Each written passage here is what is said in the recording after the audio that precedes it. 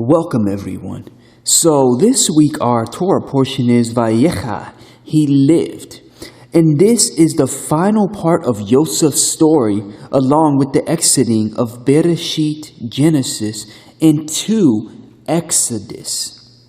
Now, Yisrael lived in Mitzrayim or Egypt for 17 years to a total of 147 years of age. Now, as his death was approaching right around the corner, it was the time for Yisrael to get his affairs in order, and thus in doing so, he next called for his long-lost Ben Yosef to come to him.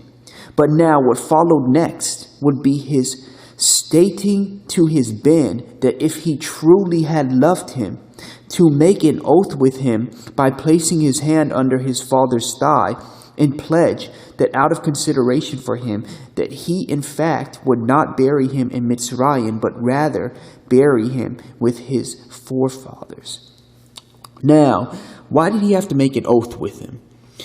See, I think the situation was more like this. He knew that he was to respect his master over him, which was Pharaoh at the time. So if he told Pharaoh that he was leaving, Pharaoh might have looked at it as a situation where, oh, I'm losing the best part of me, or the one who gave me all the power in my kingdom and the riches at this point, thus keeping us alive and the people.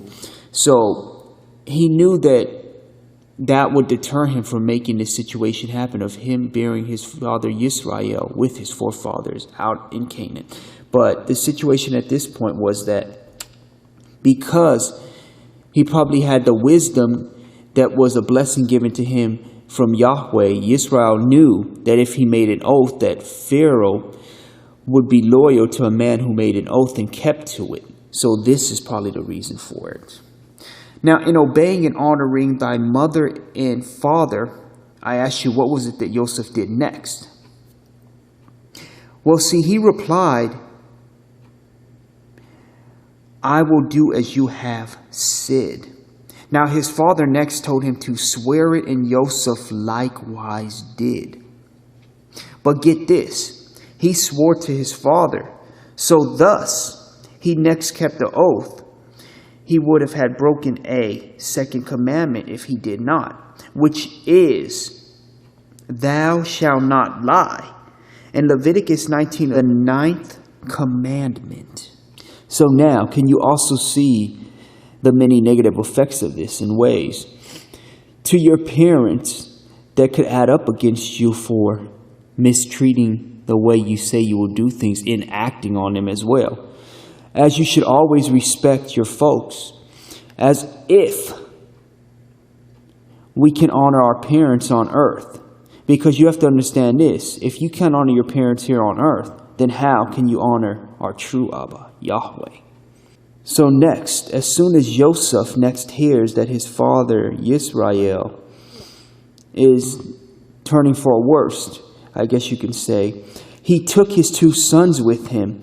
So now, and at this point, as Yisrael was sitting up in his bed, where he must have pulled the strength up by seeing his long-lost son, who to him was resurrected as Yeshua, he began to explain all the promises that Yahweh told him at Luz in the land of Canaan.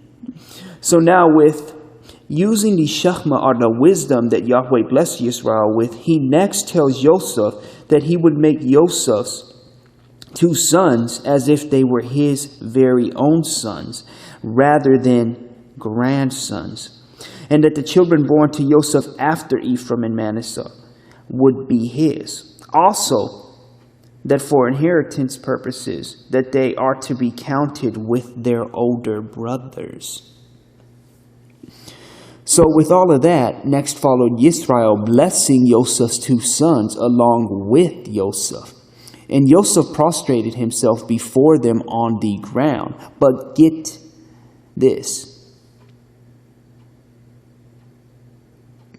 But got them as they were soon to be blessed.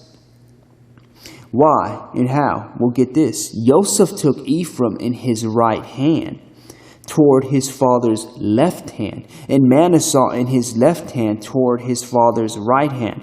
But Yisrael did the opposite. See, he took his right hand and put it on Ephraim, the younger one's head, and put his left hand on Manasseh, the older's head. Thus, then he blessed Joseph.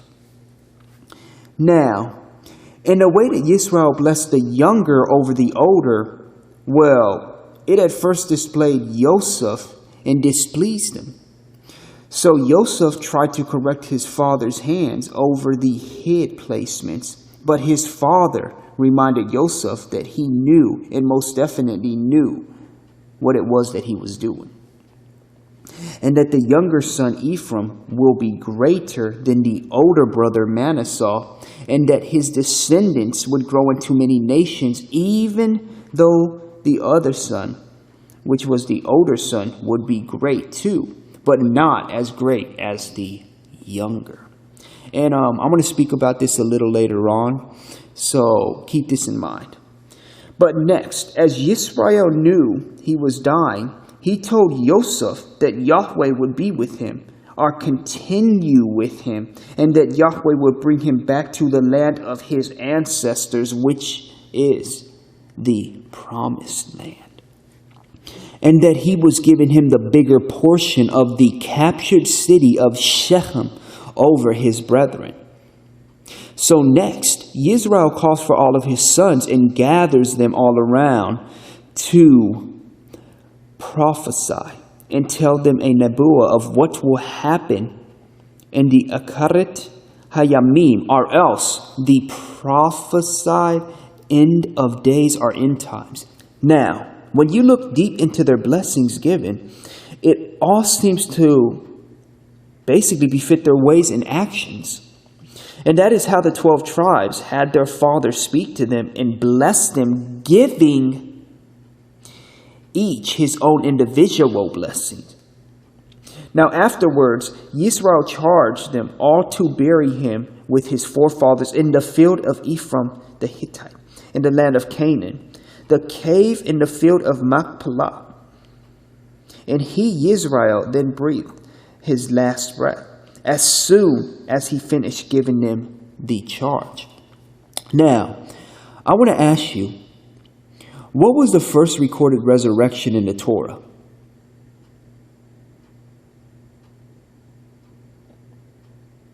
Well, understand this. It was Joseph being resurrected to whom? His father. After all the years of his father thinking he was dead and killed, it was as if his son, Joseph, his Ben, was resurrected to Yisrael. Think about that.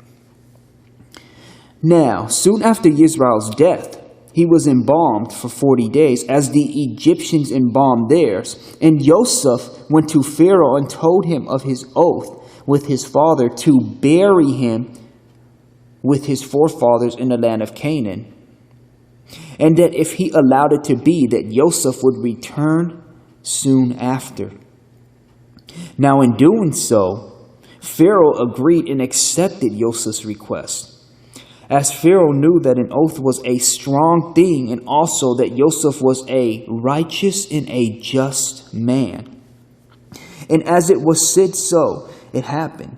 And after reaching Canaan, then Joseph and all of his, having mourned for 7 days, or completeness of days, his sons then buried him with his forefathers, as promised. But now, Joseph's brothers realized that their father was dead and thought that they were only kept alive for their father's sake by Joseph. And they now thought that Joseph would have them killed to pay them back for selling him into slavery, or as an avat, servant, slave.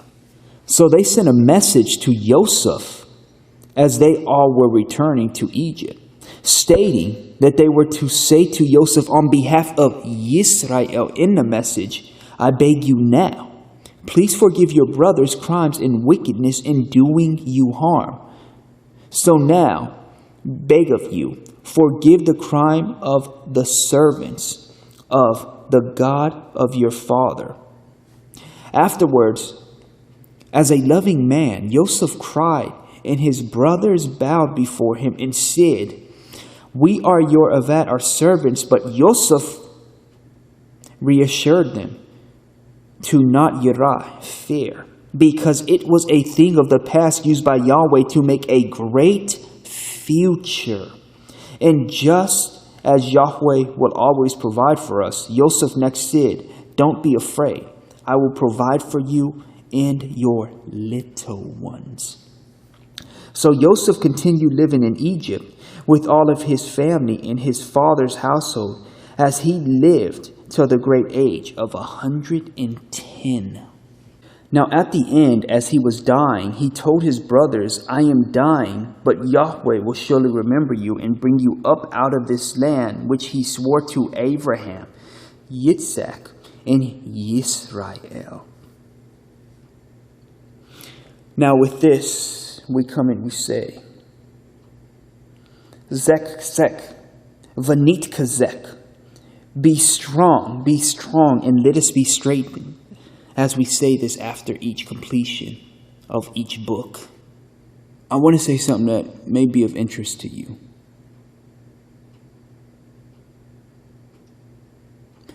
Now, all of the letters of the alphabet appear in Yaakov's blessing, or Yisrael's blessing of Judah, except for Zion. The Hebrew word Zion means weaponry or armaments. Thus, the absence of the letter Zion in Judah's blessings suggests that Mashiach, Yeshua, will not become a king through ordinary military means, because he will require no weaponry to accomplish his mission, as commented by Rabbi Baraka. Something of interest to really think about. Now, as we move into our half-Torah portion, we now see that the greatest advice that a man could give to his children is to be strong and always keep the charge of Yahweh, walking in his ways and statutes, in his commandments, in his rules, and his testimonies. Thus, with doing so, you would prosper in all that you do and wherever it is that you would turn. Just as Yisrael was blessed and prospered with wisdom, so too now do we see that Solomon did. And because they kept the charge of Yahweh, and he was with them all the way, so too would he be with you every day of your high life. Now, have you ever noticed that in the early days, Yahweh had the second-born son get the blessing? Such as Yitzhak over Ishmael, or Yisrael over Esau, and Ephraim over Manasseh. Now, I believe this relates to Yeshua. You see, as the first Adam gave into sin, and also the Yetzer Hara, evil inclination, as were the later, or else the second Adam, overcame it and defeated it, which is Yeshua doing so. Just a little takeaway for you. Now, as with our new covenant portion, with Yeshua healing the man with the unclean spirit, we see that the witnesses state that Yeshua had such authority and power as he commanded the unclean spirits out. Now, here too is an example of the blessing from Yahweh. You see, just as Solomon was blessed with and by Yahweh with the spirit of wisdom, we see here that Yahweh blessed Yeshua with the spirit of what? Power and authority over unclean spirits. Because Yahweh knew what the people of that time in those cities needed. And just as always, he provided them with what they needed. In and through Yeshua, the living gospel. As we all need Yeshua's true salvation. You see, Yahweh always gives us what we need, but it is the ways of the world to seek after what they want rather than what they need, and that being Yahweh and Yeshua. Now understand, it is never too late to seek Yeshua.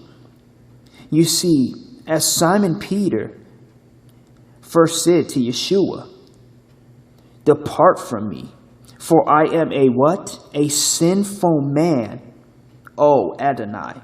So too did he repent and fulfilled so many wonderful things in the will of Yahweh. And now we will have the Aaronic blessing. May Adonai bless you and keep you. May Adonai cause his face to shine upon you and be gracious to you. May Adonai lift up his countenance upon you and give you shalom. This has been a weekly Messianic Torah portion from Following Yeshua Ministries. For more information or help, please visit www.followyeshuanow.com.